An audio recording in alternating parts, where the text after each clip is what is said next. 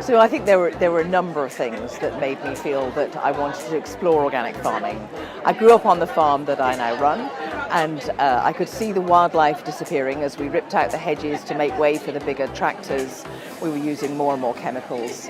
And then when I was doing my degree in agriculture, I came across the really intensive pig and poultry sector, these so-called state-of-the-art pig factories, and I decided that one of the things I really wanted to do in life was to show that there was a different way, a better way of keeping our farm animals and regenerating our wildlife. And organic seemed the really logical way to be exploring that.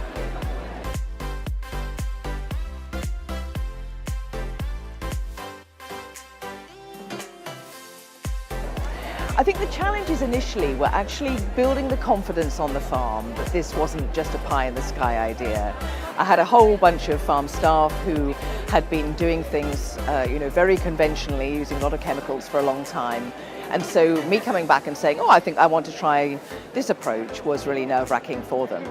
The other really big challenge, I guess, was after foot and mouth. Foot and mouth, which nearly destroyed our business, and where we couldn't trade for a period of time. It was a deeply stressful time. So sometimes it's been about culture and people, and sometimes it's been about that external environment which comes and hits you on the head.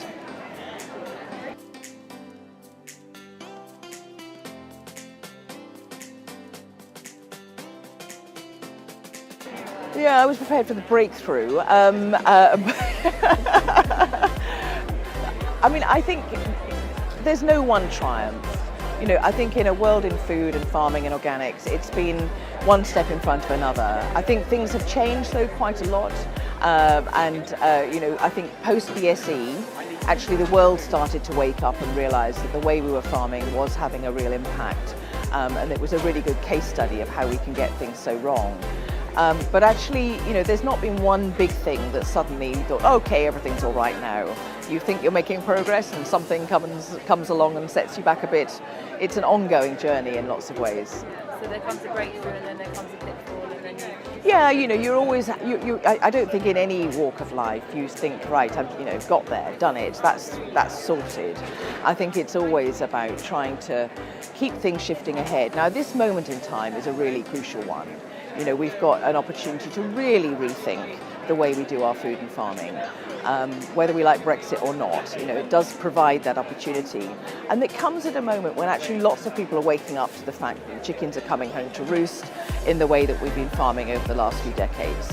So I think farmers are aware that their soils are running out of steam.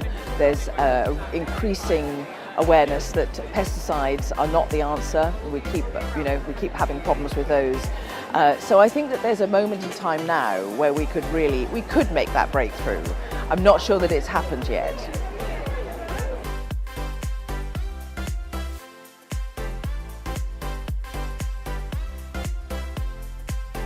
I guess if I was talking to somebody who was starting from scratch, I would say probably get a veg box. I just think that if you've got an amazing array of fresh produce in your kitchen every week and you start eating that and you start smelling it and dealing with it, it will change the way you eat and you'll feel the benefits immediately. So I think get fresh produce, veg boxes, and making your own bread, even if you use a bread maker. I think making your own bread is a fantastic way to start to improve your health, actually, because your homemade bread will be better than anybody else's, and I think it's such a simple change to make. A daily one as well. Yeah, I think those are things. So, maybe we do that bit again because it was all a bit waffly. That was good. But no, if I was talking to somebody for the first time, I would say get a veg box, because if you've got amazing fresh organic produce in your house. It's cheap to do, it's not expensive, but it actually will change the way you eat. And you'll really start to appreciate the seasons more because you get the things that are actually at their best. And I'd also say make your own bread, because I think making your own bread with great organic flour, and there's so many good organic flours, you know what's in that bread. It's a little daily change you can make. Again, it's cheaper than buying bread. It's a fantastic thing to do.